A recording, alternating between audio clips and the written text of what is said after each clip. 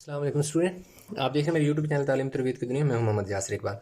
Student, हमारे पास जो question number 8 है उसमें वो कह रहा है the point A34 is reflected in the line x equal to 2 and then reflected in the line y is equal to 2। कि भाई एक पॉइंट है जिसकी दो दफ़ा रिफ्लेक्शन होनी है। एक दफ़ा x इक्वल टू 2 के हिसाब से होनी है और दूसरी दफ़ा y इज इक्वल टू 1 के हिसाब से होनी है। यहाँ तक बात समझ आ गई। नेक्स्ट जो पहली पॉइंट में कह रहा है फाइंड द कोऑर्डिनेट फाइंड करने हैं ऑफ द इमेज ऑफ ए। कि ये जो है ना ए, इसका जो इमेज बनेगा इन रिफ्लेक्शन के बाद, कह रहे after under these two reflection, कि ये जो दो रिफ्लेक्शन होगी x इक्वल टू 1 और y इक्वल टू 1 के हिसाब से किसकी, इस पॉइंट की, तो उसका एक इमेज बनेगा। उसका जो इमेज बनना है ना, उसके कोऑर्डिनेट बताने हैं। ठीक है। नेक्स्ट में वो बात करता है state the coordinate of the point which remain invariant under these two reflection. कि भाई ये दो रिफ्लेक्शन होगी ना, उन रिफ्लेक्शन में वो दो कौन से पॉइंट है जो इनवेरिएंट है। इनवेरिएंट मतलब है ये जो तब्दील नहीं हुए, जो चेंज नहीं हुए, वो वाले दो पॉइंट जो है ना, वो वाले दो पॉइंट बताने हैं। तो अभी हम चलते हैं ग्राफ पेपर के ऊपर, क्योंकि सारा काम ग्राफ पेपर के ऊपर होना है। तो यहाँ तक तो सिर्फ एक स्टेटमेंट समझानी थी, वो मैंने समझा दी। अभी हम आ गए हैं जी ग्राफ पेपर पर। अब देख सकते हैं ये हमारे पास ग्राफ पेपर है। इसमें एक तो मैं आपको पहले बता दूं, स्केल मैंने यहाँ लिख दिया। स्केल जो है ऑन एक्स एक्सिस की बात करूँ तो 1 big box is equal to 1 है, और वाई एक्सिस की बात करूँ तो 1 big box is equal to 1 है। यानी सिंपल सी सादा सी बात है कि ये एक्स एक्सिस है मेरा, और ये मेरा क्या है, वाई एक्सिस है। यहाँ पे तो ओरिजिन है ना, 0 है। इस तरफ सारी वैल्यू x की पॉजिटिव है, इस तरफ सारी वैल्यू नेगेटिव है, इससे ऊपर y की वैल्यू पॉजिटिव है और नीचे नेगेटिव है। तो क्या है कि ये वर्टिकल जो लाइन होती है इसको y एक्सिस कहते हैं, और जो हॉरिजॉन्टल जो होती है इसको x एक्सिस कहते हैं। तो अब ये देखें, बिग बॉक्स को 1 कहा इधर भी, और इधर भी बिग बॉक्स को 1 कहा, फिर नेक्स्ट बिग बॉक्स को 2 का है, नेक्स्ट बिग बॉक्स को 2 का, एंड सो ऑन। पहला जो पॉइंट है हमारे पास A34, वो हमने ड्रा करना है। यानी हमारे पास पॉइंट जो है, आप अपने पास बुक सामने रखें, जिसमें पहला पॉइंट जो मैंने आपको अभी शो किया था, वो जो पॉइंट है वो 3 और 4 है। 3 और 4 को मैंने क्या करना है, इस पर ड्रा करना है। तो जो पॉइंट 3, 4 है, यानी x की वैल्यू 3 है, y की वैल्यू 4 है, तो यहां बन रहा है, ये आप देख सकते हैं। यानी कि ये 3 है और इधर से बिल्कुल 4 के सामने ये जो जगह है कि जहां पर 3 से बिल्कुल एक लाइन आ रही है यूं ऊपर की जानिब, और इधर से 4 की जानिब आ रही है। तो ये जो पॉइंट है जहां पर ये पॉइंट है हमारे पास ए, कौन सा है जी, 3, यानी x की वैल्यू 3 है और y की वैल्यू क्या है, 4 है। x की वैल्यू ये देख सकते हैं आप 3, पहला जो इसका कोऑर्डिनेट 3 होता है, यानी जो x की वैल्यू होती है, दूसरी y की वैल्यू होती है। ये तो हमारे पास क्या हो गया, इसका पहला काम जो हमने क्या किया, इसका ड्रा कर लिया। अब क्या है कि x इक्वल टू 2 पर इसकी रिफ्लेक्शन करानी है। तो लाजमी बात है, x इक्वल टू 2 पर रिफ्लेक्शन कराने का मतलब है, x इक्वल टू 2 का मतलब ये है कि एक वर्टिकल लाइन आपने लगानी है। ये x है ना, x की वैल्यू 2 है, x इज इक्वल टू 2 का ये मतलब होता है कि x के ऊपर आप एक जहाँ x की वैल्यू 2 है वहाँ पर एक स्ट्रेट लाइन आप यूं एक यानी कि वर्टिकल लाइन लगा देंगे। ये हमारे पास x इज इक्वल टू 2 है। आप चाहें तो बेशक यहाँ मेंशन भी कर सकते हैं, x इज इक्वल टू 2, आपने एक लाइन लगा ली, ये लाइन लग गई। उसके साथ एक और लाइन है, वो हम अभी लगाना चाहें तो अभी लगा सकते हैं, और बाद में अगर लगाना है तो बाद में भी लग सकती है। तो पहले ये है कि ऐसा करते हैं कि दूसरी लाइन भी लगा देते हैं, y is equal to 1। y is equal to 1 का मतलब है कि ये देखो, ये सारी y 1 2 3, y is equal to 1 ये है। तो y इज इक्वल टू 1 है, तो लाजमी बात है कि अब y की जहाँ 1 वैल्यू है, यहाँ पर एक हॉरिजॉन्टल लाइन लगेगी, क्योंकि y की वैल्यू 1 है ना, तो x की वैल्यू तो 0 है, तो इसलिए नहीं है ही नहीं ना। तो इधर आप बेशक मेंशन कर दें y is equal to 1, y is equal to 1, ये दोनों लाइन्स हमने लगा ली। अब ये जो पॉइंट है, इस पॉइंट को पहले x इज इक्वल टू 2 के हिसाब से रिफ्लेक्ट कराना है, और फिर क्या करना है, जो इसका इमेज आएगा उसको अगेन कराना है y इज इक्वल टू 1 के हिसाब से। तो x इज इक्वल टू जो 2 है उसके हिसाब से रिफ्लेक्ट कराना है। तो बहुत आसान सा, ये पहले मैं एक्सप्लेन कर चुका हूँ तमाम क्वेश्चन में, कि जिस लाइन के हिसाब से आपने किसी पॉइंट को रिफ्लेक्ट कराना होता है, तो अगर वो पॉइंट उस लाइन के राइट साइड पे है तो उसे लेफ्ट पे मूव कर दिया जाता है, और अगर लेफ्ट पे हो तो राइट पे मूव कर दिया जाता है। अब क्योंकि ये लाइन है मेरे पास, इस लाइन के इस साइड पे है ये पॉइंट, राइट साइड पे ये पॉइंट है, तो इस पॉइंट को मैंने यहाँ से उठा के लेफ्ट साइड पे प्लेस कर देना है। अब मैंने कहाँ प्लेस करना है, ये बहुत आसान सी बात है कि आपने डिस्टेंस देखना है कि इस लाइन से इसका कितना डिस्टेंस है। तो ये देखो 2 पे लाइन है, और ये 3 पे एग्जिस्ट कर रहा है, 1 यूनिट का डिफरेंस है। 2 और 3 यानी इस लाइन और इस पॉइंट के दरमियान एक बिग बॉक्स का डिफरेंस है तो लाजमी बात है वो इस तरफ बिग बॉक्स 1 मूव कर जाएगा। आप इस तरह समझिए, या इस तरह समझिए कि यहाँ 1 2 3 4 5 6 7 8 9 10 बॉक्स हैं, इधर भी 10 बॉक्स काउंट करो तो ये यहाँ पे आ जाएगा। ये आपका पॉइंट आ जाएगा जो कि ए डैश आ जाएगा, जिसे हम 3 4 कहेंगे, या ए कंप्लीमेंट आप ओ नहीं सॉरी, ये 3 4 नहीं आएगा बल्कि 1 4 आएगा। क्या आएगा? 1 4 आएगा, 1 4 आएगा। अब देखो क्योंकि y एक्सिस में तो चेंज नहीं हुआ, y की तो ये देखो यहाँ पे भी ये 4 वाली लाइन के ऊपर एग्जिस्ट कर रहा है, इधर भी 4 पर एग्जिस्ट कर रहा है। फर्क किससे क्या आ रहा है? x में। ये पॉइंट पहले 3 के ऊपर था तो लाजिमी बात है 3 4 था।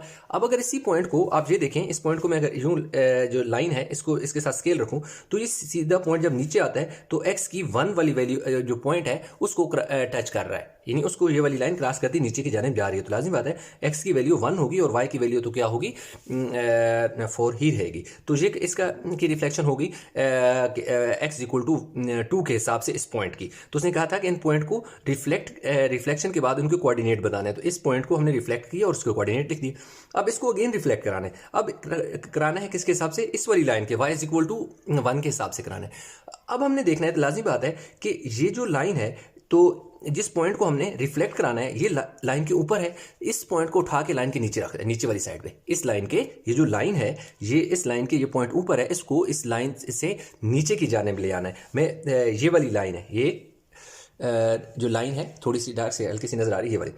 अब इसको मैंने क्योंकि देखना है कि ये जो पॉइंट है, लाइन है, इससे लेकर इधर तक टोटल डिस्टेंस कितना है। तो बहुत सिंपल सी बात है, ये देखो ये लाइन कहाँ पे है? 1 पे है, जबकि पॉइंट जो है वो 4 के दरमियान है। तो इसका मतलब ये हुआ कि यहाँ से यहाँ तक 1 यूनिट का डिफरेंस है, यहाँ से यहाँ तक 2 और यहाँ से यहाँ तक 3 यूनिट। इस तरह समझिए, या ये देखें एक बॉक्स बड़ा, यहाँ से यहाँ तक 1 बिग बॉक्स है, एक बॉक्स, फिर दूसरा बड़ा बिग बॉक्स, फिर तीसरा बिग बॉक्स है।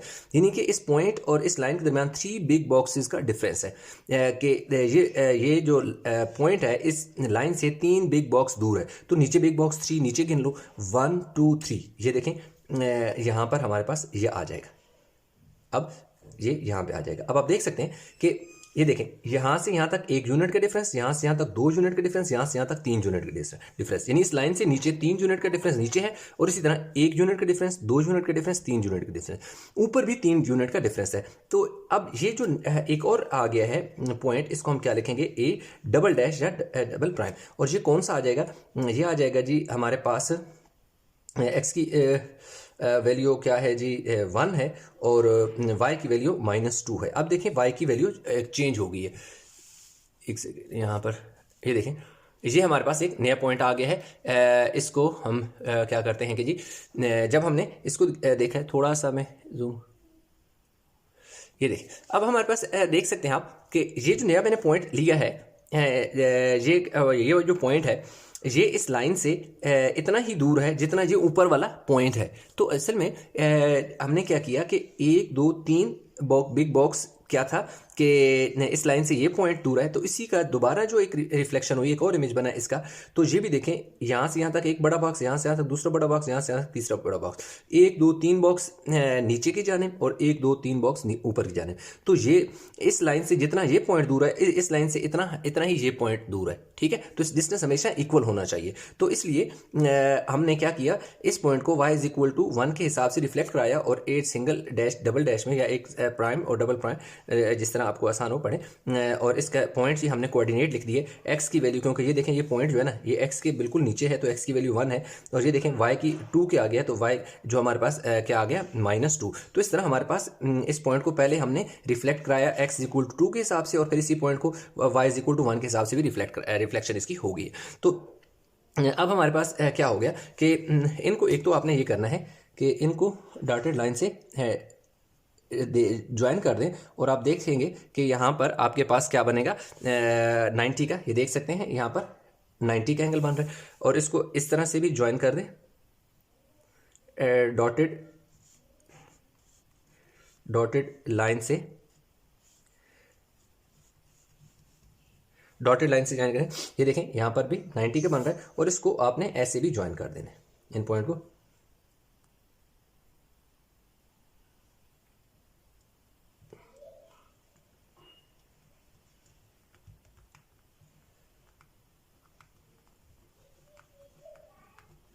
ये देखें इस तरह जाना।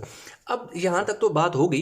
पहला पॉइंट जो पार्ट था उसने कहा था find the coordinates of the image of A under these two reflection, कि ये वाली रिफ्लेक्शन हुई तो उन जो ए है उसके जो नए दो पॉइंट बने हैं उसके इमेजेस ना, उनके कोऑर्डिनेट बताएं। इसका भी कोऑर्डिनेट हमने लिख दिया, बता दिया, इसके भी कोऑर्डिनेट लिख दिया, बता दिया।